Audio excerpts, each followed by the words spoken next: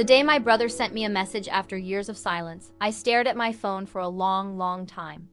I didn't open it right away. My hands were shaking, but not from fear. They were shaking from the weight of everything we never said to each other. For years, I had learned how to live my life without his voice. I learned how to celebrate my birthday without his call. I learned how to sit at family gatherings and pretend that the empty chair next to me did unhurt. So when his actual name flashed on my screen, it felt completely unreal.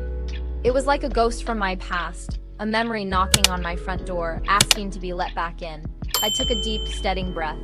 And before I even thought about opening that message, my mind went all the way back to the very beginning, to where it all began.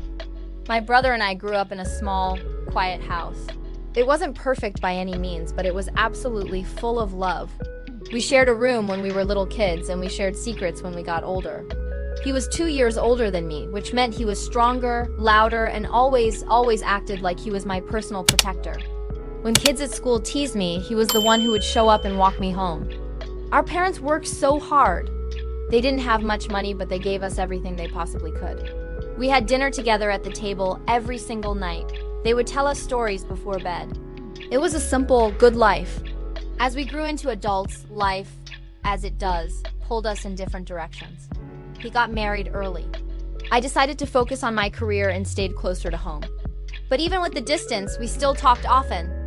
There were phone calls, family lunches, little inside jokes that only siblings can ever truly understand. I really believed, deep in my heart, that no matter what happened in our lives, we would always be connected. I believed that blood was stronger than silence. I was wrong. The distance didn't happen all at once. It was sneaky. It started quietly. A missed call here. A delayed reply to a text there. At first, I just brushed it off and told myself he was busy. He had his work, his marriage, his own life to deal with. Then came the misunderstandings. Little comments that felt sharper than they probably should have. Silences in our conversations where laughter used to be. One day I finally got the courage to ask him why he sounded so upset on the phone. And all he said was, "I'm fine." But his voice told me he wasn't. Family gatherings became incredibly uncomfortable. He would sit across the table from me, not beside me like he used to. He'd talk to everyone else, but not to me. I spent so many nights replaying every single conversation we'd ever had in my head, just trying to find that one moment, that one thing I did wrong. I sent messages, short ones, kind ones, things like, "Are you okay?" Or, "Did I upset you?" But I got no reply. Weeks turned into months, and months turned into years. And then one day, he just stopped answering completely. The silence was deafening. It's a heavy, physical thing when it comes from someone you love. It fills up rooms. It follows you home from work. I felt so embarrassed trying to explain his absence to other people. "Oh, he's just really busy," I would say. "He'll call soon." But he never did. I cried alone at night, quietly, so no one would hear me. Not because I was angry at him, but because I just missed him. I missed his voice. I missed his advice, even when it was unsolicited. I missed just his presence in my life. I watched our parents get older, and I wondered if this silence was hurting them too. I wondered if he ever missed me at all. And of course, I blamed myself. Over and over again. Maybe I talked too much. Maybe I didn't listen enough. Maybe I had somehow failed him as a sister. Years passed just like this. Life continued on, but there was a part of me that just stayed paused, stuck in that moment of confusion and hurt. Then one rainy evening, I was sitting alone in my kitchen. The house was quiet, the kind of quiet that feels too big and empty for one person. My phone buzzed on the counter. I almost ignored it. But then I saw his name. My heart just stopped. The message was short. It was just a few lines. "I've been thinking about you. I'm sorry for the silence. Can we talk?" Tears immediately filled my eyes before I could even try to stop them. But they weren't tears of relief, not at first. They were tears for everything I had held inside for so long. I didn't reply right away. I couldn't. I needed time. Time to feel everything. Time to just breathe. And time to decide if I was really ready to open that door again.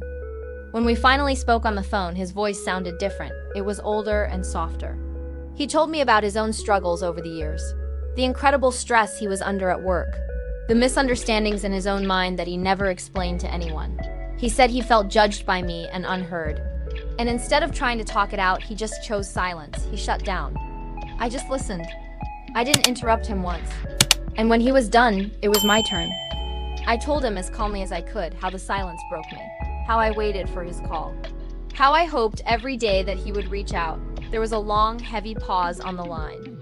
Then he said, so quietly I almost missed it, I didn't know it hurt you that much. That one sentence has stayed with me ever since. We didn't fix everything in that one conversation. Healing doesn't work that way. It's not a magic switch.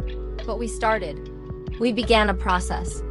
It started with slow, careful phone calls, choosing our words with care.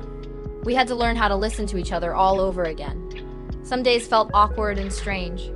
Some days felt warm and familiar, but we were talking. And that was what mattered. Forgiveness didn't erase the past. The scars are still there, but it softened the edges. It made it possible to move forward. I realized that silence hurts so much more than even the hardest conversations. And that pride, that stubborn pride we all have, can cost you years of your life that you can never get back.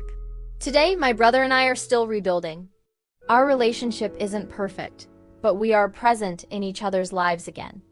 When I think back to that one message, I feel an overwhelming sense of gratitude. Not because it magically fixed everything, but because it reminded me that it is never, ever too late to reach out. Sometimes one simple message can change a lifetime of silence. And sometimes love waits patiently, even when the words disappear for a while. If you're holding back from talking to someone you love, if the silence between you has grown too loud to bear, maybe today is the day to send that message. Because connection, even when it's been lost, is always worth trying to find again.